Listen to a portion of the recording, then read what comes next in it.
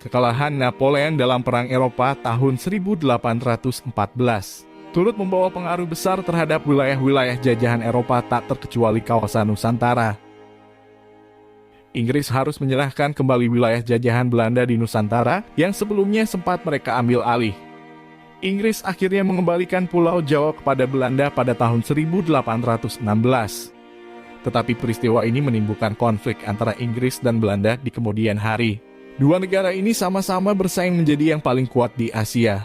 Persaingan ini pada akhirnya menghasilkan Traktat London pada tahun 1825 dan Traktat Sumatera pada tahun 1871. Saat video dikerjakan, kami baru saja mencapai 2.000 subscriber pertama kami. Bantu kami untuk mencapai angka 10.000 subscriber dengan menekan tombol subscribe dan menghidupkan lonceng notifikasi sebelum lanjut menonton.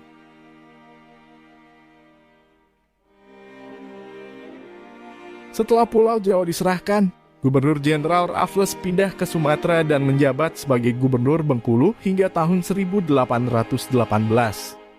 Ia berani melakukan hal tersebut karena wilayah Sumatera dan Kalimantan tidak diikut-sertakan dalam konvensi penyerahan wilayah pada Belanda tahun 1814.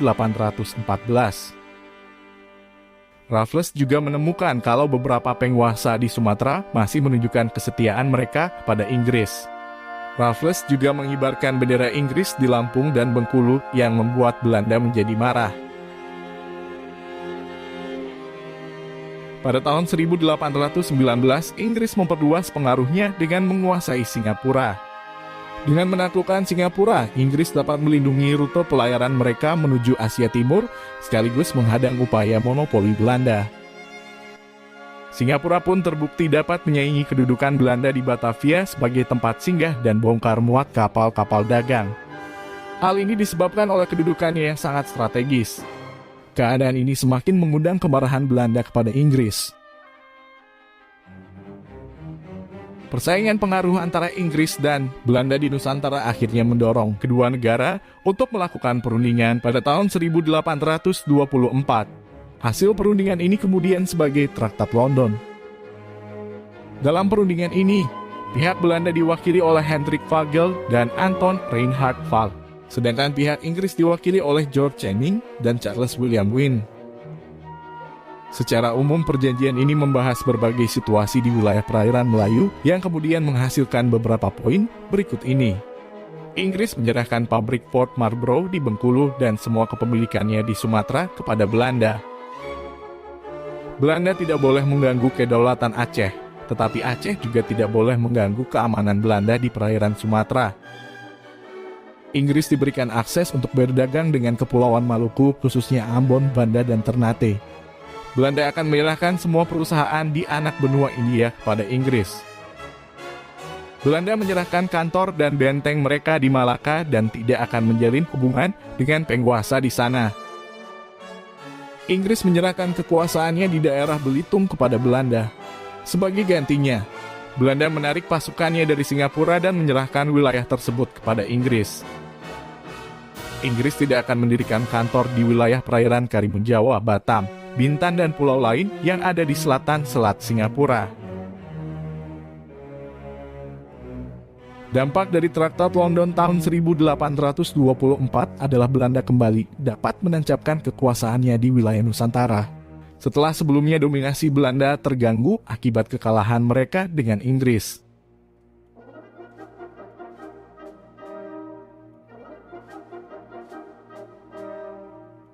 Pada tahun 1871, sebuah kapal perang Belanda singgah di pelabuhan Aceh.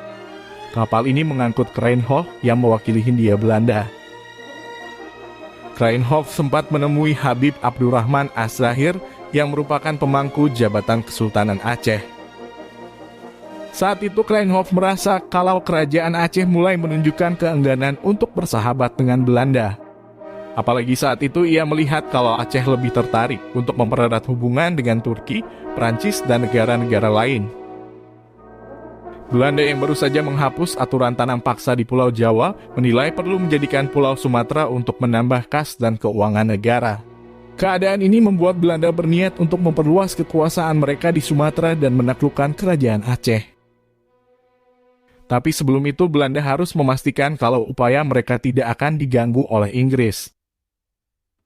Dalam Traktat London tahun 1824, Inggris dan Belanda telah sepakat untuk sama-sama menghormati kedaulatan Aceh. Belanda bebas berkuasa di Pulau Sumatera selain wilayah yang masuk dalam teritorial Kerajaan Aceh. Namun pada tahun 1871, Inggris dan Belanda memperbaharui kesepakatan dalam Traktat London untuk mengizinkan Belanda memperluas kekuasaannya di Pulau Sumatera dan menguasai Aceh. Perjanjian ini kemudian dikenal dengan Traktat Sumatera. Belanda sangat ingin menguasai kerajaan Aceh karena posisinya yang sangat strategis, yaitu menjadi pintu masuk menuju Selat Malaka. Dengan menguasai Aceh, Belanda akan memiliki rute perdagangan yang sangat strategis. Apalagi saat itu terusan Suez telah dibuka pada tahun 1869, yang menyebabkan rute pelayaran dari Asia menuju Eropa menjadi semakin mudah. Setelah disepakatinya Traktat Sumatera, Belanda merasa tidak lagi berkewajiban untuk menghormati kedaulatan Aceh. Inggris tidak akan mempermasalahkan jika Belanda melakukan invasi ke wilayah Aceh. Dan sebagai gantinya, jajahan Belanda di Afrika yaitu perairan Ghana akan diserahkan kepada Inggris. Selain itu, Inggris merasakan lebih baik jika membiarkan Belanda menguasai Aceh daripada membiarkan negara kuat lain seperti Perancis dan Amerika Serikat untuk ikut menanamkan pengaruh di Pulau Sumatera. Traktat Sumatera menjadi pintu pembuka serangan Belanda ke Aceh. Tepatnya pada tahun 1873 atau 2 tahun setelah penandatanganan Traktat Sumatera. Rakyat Aceh yang tidak mau tunduk kepada Belanda lalu menyatakan perang melawan Belanda. Perang Aceh dan Belanda berlangsung selama puluhan tahun dan menjadi perang yang paling dahsyat yang pernah dialami Belanda di Nusantara.